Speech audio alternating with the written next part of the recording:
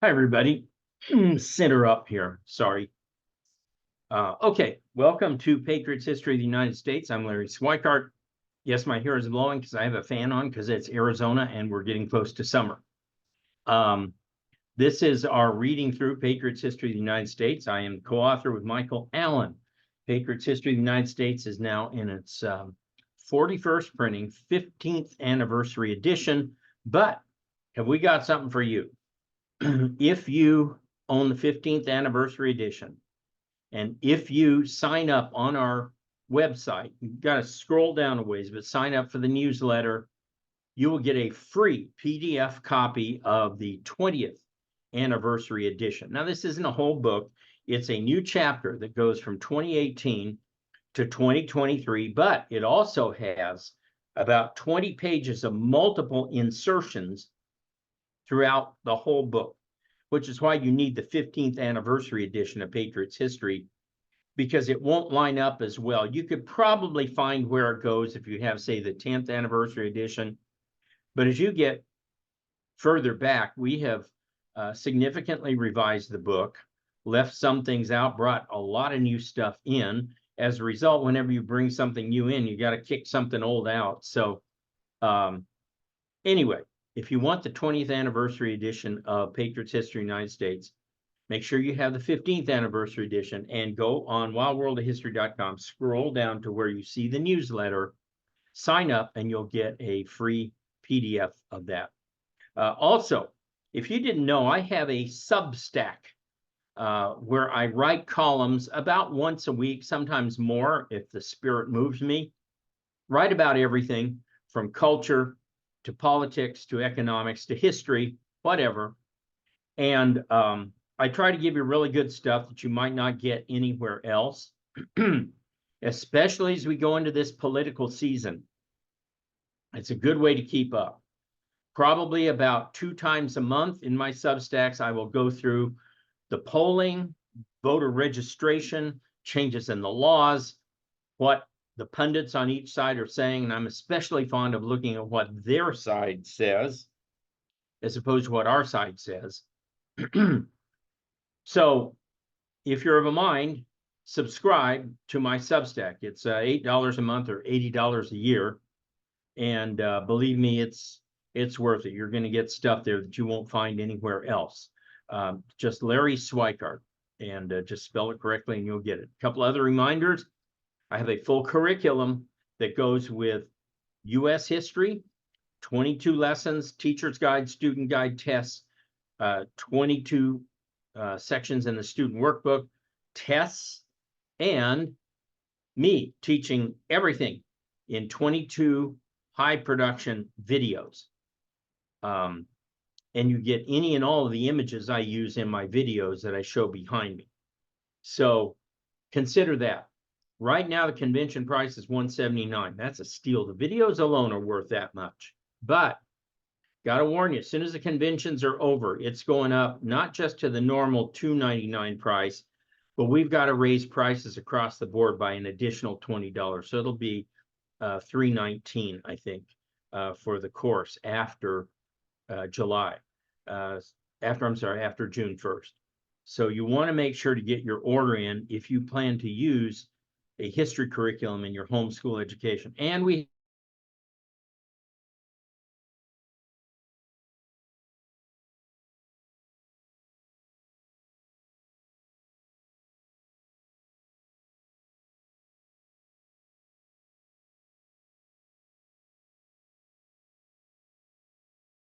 the Civil War.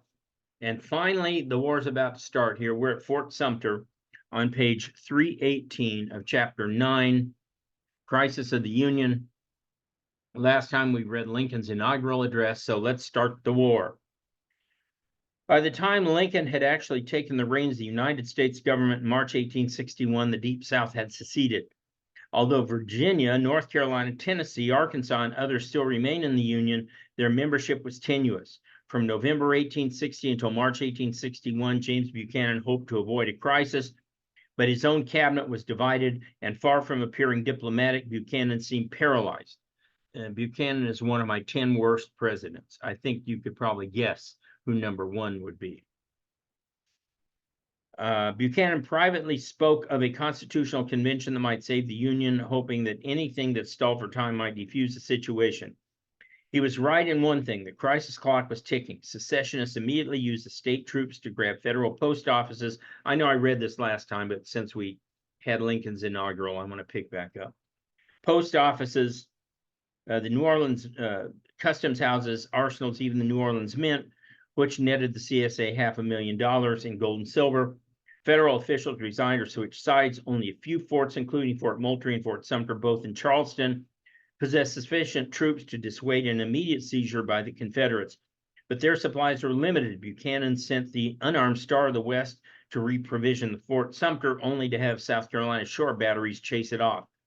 Thus, even before the firing on Fort Sumter itself, the war was on, because the South fired on a unarmed vessel.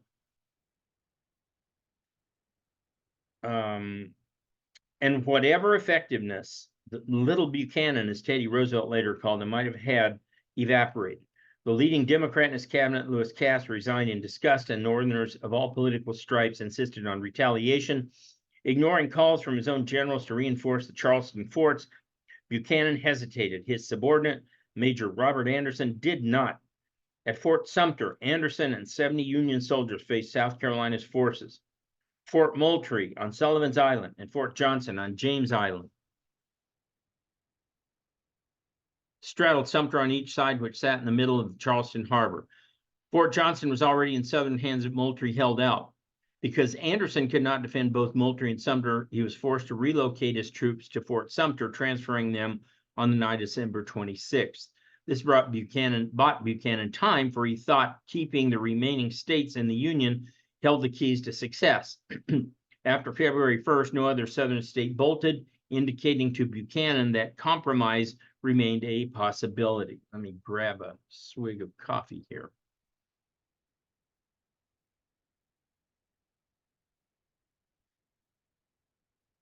Okay. Upon assuming office, Lincoln wasted no time assessing the situation. After receiving mixed advice from his new cabinet, the president opted to resupply the post, as he put it, to hold and occupy all federal property. He had actually first thought to reclaim federal property in Confederate hands, but at the urging of a friend, struck the clause from his inaugural address. He further made clear to the rebels that he would only resupply Anderson, not bring in additional forces. Nevertheless, the inaugural declared that both the universal law and the Constitution made the Union of these states perpetual. No state could simply leave. The Articles of Secession were null and void. He did hold out the olive branch one last time, offering to take under advisement federal appointees unacceptable to the South. Lincoln did not mince words when it came to any hostilities that might arise. You can have no conflict without being yourselves the aggressors. We are not enemies, he reminded them, but friends. The mystic cords of memory stretching from every battlefield and patriot grave to every living heart and hearthstone all over this broad land will yet swell the chorus of the Union when again touched, as surely they will be by the better angels of our nature. Well, the South didn't have better angels. Lincoln's cabinet opposed reprovisioning Fort Sumter. Most of their opinions could be dismissed, but not those of William Seward, Secretary of State. Still smarting from the Republican convention, Seward connived almost immediately to undercut Lincoln and perhaps obtain by stealth what he could not gain by ballot. He struck at a time in late March 1861 when Lincoln was absorbed by war and suffering from powerful migraine headaches, leading to unusual eruptions of temper in the generally mild-mannered president. At that point of weakness, Seward moved, presenting Lincoln with a memorandum audaciously recommending that he, Seward, take over, and more absurdly, that the Union provoke a war with Spain and France. This guy was a nut. Not only did the secretary criticize the new president for an absence of policy direction, but suggested that as soon as Lincoln surrendered power, Seward would use the war he drummed up with the Europeans as a pretext to dispatch agents to Canada, Mexico, and Central America to, quote, rouse a vigorous continental spirit of independence against the Confederacy. Was this guy on something? I mean, we could not get the Canadians to see things our way in two different wars. We had had an outright war with Mexico just 15 years earlier. They were not our pals. There's a saying in Mexico, so far from God, so close to los Estados Unidos, so close to the US, right? That's not a good thing. So Seward's just a nut here. The president ignored his impertinence and quietly reminded Seward that he had spelled out his policies in the inaugural address and that Seward himself had supported the reprovisioning of Fort Sumter. Then he made a mental note to keep a sharp eye on his scheming Secretary of State, as he should. You think of all the trouble Trump had with his people, some of the people in his cabinet. Lincoln had every bit the same amount. By April 6, Lincoln had concluded that the government must make an effort to hold Sumter. He dispatched a messenger to the governor of South Carolina, informing him that Sumter would be provisioned with food and supplies only. 4 days later, General P.G.T. Beauregard got orders from Montgomery instructing him to demand that the federal troops abandon the fort. On April 12th, Edmund Ruffin, a fire eater, a real kook, this guy started a bonfire of Confederate flags at the end of the war and jumped onto the bonfire and killed himself. This guy was a nut. The South Carolina fire eater, who'd done as much to bring about war as anyone, had the honor of firing the first shot of the Civil War. In the ensuing brief artillery exchange in which Beauregard outgunned Anderson, his former West Point superior, 4-1, no one was killed. A day later, Anderson surrendered, leading Jefferson Davis to quip optimistically, "There has been no blood spilled more precious than that of a mule," unquote. Soon thereafter, the Upper South joined the Confederacy, as did the Indian Territory tribes, including some of the Cherokee, Choctaw, Chickasaw, Creek, and Seminole. Lincoln expected as much. He knew, however, that the victory resided not in the state houses of Richmond or Little Rock, I think, or we could add in the teepees of the Choctaw or the Cherokee, but in Missouri, Maryland, Kentucky, and Western Virginia. Each of these border states or regions had slaves, but also held strong pro-Union views. Kentucky's critical position as a jumping-off point for a possible invasion of Ohio by Confederates and as a perfect staging ground for a Union invasion of Tennessee was so important that Lincoln once remarked, "I'd like to have God on our side, but I've got to have Kentucky." With long-standing commercial and political ties to the North, Kentucky nevertheless remained a hotbed of pro-slavery sentiment. Governor Beriah Magoffin initially refused calls for troops from both Lincoln and Davis and declared neutrality, but Yankee forces under Grant ensured Kentucky's allegiance to the Union, although Kentucky Confederates simultaneously organized their own counter-government. Militias of the Kentucky State Guard Union and Kentucky Home Guard Confederates squared off in warfare that quite literally pitted brother against brother. Maryland was equally important because if a Confederate Maryland would leave Washington, D.C. surrounded by enemies. Lincoln prevented Maryland's pro-slavery forces, approximately 1/3 of the population, from joining the Confederacy by sending in the army. The mere sight of Union troops marching through Maryland to garrison Washington had its effect. Although New York regiments expected trouble, the governor of New York warned that the first Suaves would go in through Baltimore, quote, like a dose of salt. In fact, a wide belt of secure pro-Union territory was carved 20 miles across Maryland. Rioting and looting in Baltimore were met with a suspension of habeas corpus laws, allowing military governors to keep troublemakers incarcerated indefinitely, and by the arrest of Maryland fire eaters, including 19 state legislators. When General Benjamin Beast Butler marched 1,000 men to seize arms, readied for the Confederacy and to occupy Federal Hill overlooking Baltimore during a thunderstorm, Maryland's opportunity for secession vanished.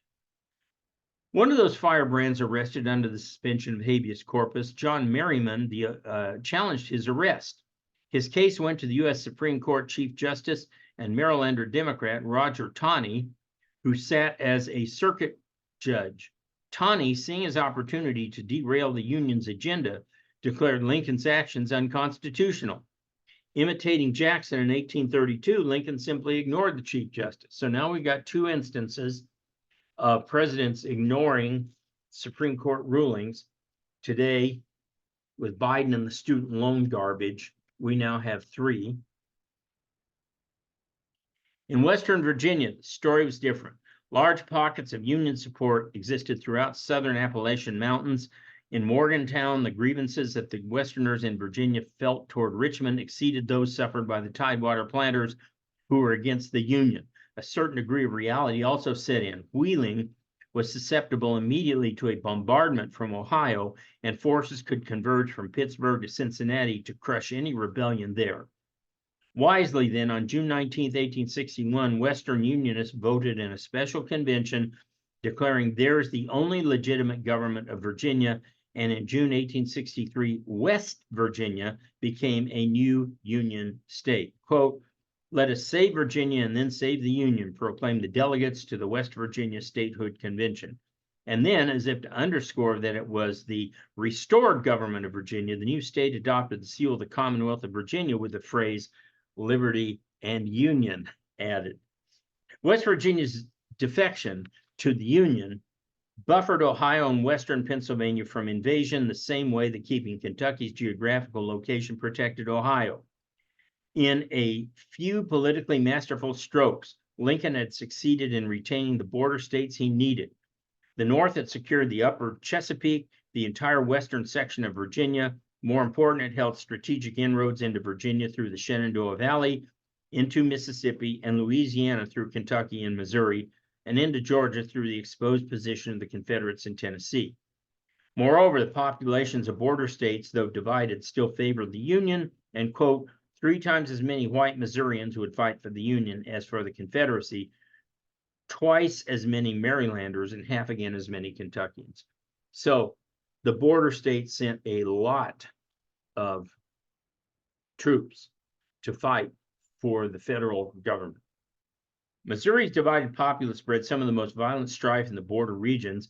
Missourians had been at war since 1856 on the Kansas border, and Confederates enjoyed strong support in the vast rural proportions of the state. In St. Louis, however, thousands of German-American immigrants stood true to the Union. Samuel Langhorne Clemens, aka Mark Twain, who served a brief stint in a Missouri Confederate militia unit, remembered that in 1861, quote, "our state was invaded by Union forces," whereupon the secessionist governor, Claiborne Jackson, quote, "issued his proclamation to help repel the invader." In fact, Missouri remained a hotbed of real and pseudo-rebel resistance, with more than a few outlaw gangs pretending to be Confederates in order to plunder and pillage. William Quantrill's raiders, including the infamous Frank and Jesse James, and other criminals, used the rebel cause as a smokescreen to commit crimes. They crisscrossed the Missouri-Kansas borders, capturing the town of Independence, Missouri, in August 1862, and only then were they sworn into the Confederate Army. Quantrill's terror campaign came to a peak a year later with the pillage of Lawrence, Kansas, where his cutthroats killed more than 150 men. Unionist jayhawkers, scarcely less criminal, organized to counter these Confederate raiders. John C. Fremont, the pathfinder of the Mexican War fame, commanded the Union's Western Department. Responding to the Missouri violence, he imposed martial law in August 1861, invoking the death penalty against any captured guerrillas. Fremont further declared arbitrarily that any slaves captured from the rebel forces were emancipated, providing the pro-secession forces in the border states all the ammunition necessary to push them into the Confederacy. This went too far for Lincoln, who countermanded Fremont's emancipation edict while letting martial law stand. So you see, Lincoln's problem is he sympathizes in wanting to free the slaves, but he absolutely understands that you can't do it willy-nilly like this, or you're going to cost the Union 3 or 4 of these very important border states that were absolutely necessary to winning the war. So he overrode Fremont's order. Later, he would override an order by Beast Butler to the same effect, that would declare freed slaves, quote, contraband. And I don't like that at all, because contraband is material, physical stuff seized from the enemy, like ammunition or wagons or horses or, food, whatever.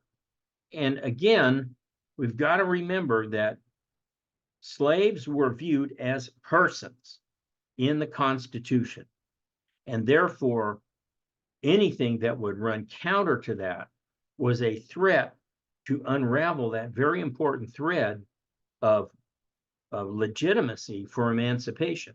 If you wanted to have emancipation be constitutional, then you had to begin with the fact that the Constitution doesn't have slavery in it. All right, we'll stop there and pick up next time with actual combat. Until then, I'll see you later. Remember, my new book, A Patriot's History of Globalism, is out. You want to grab your copy. We have great deals on the website with Globalism and Patriot's History of the United States in one package. We've, Father's Day is coming up. We've got Reagan, Dragon Slayers, Globalism, and Patriot's History of the United States in another package. So think about those when you're thinking about dear old dad for Father's Day. They're all autographed and we ship them right to you. And I will see you guys back here on Monday.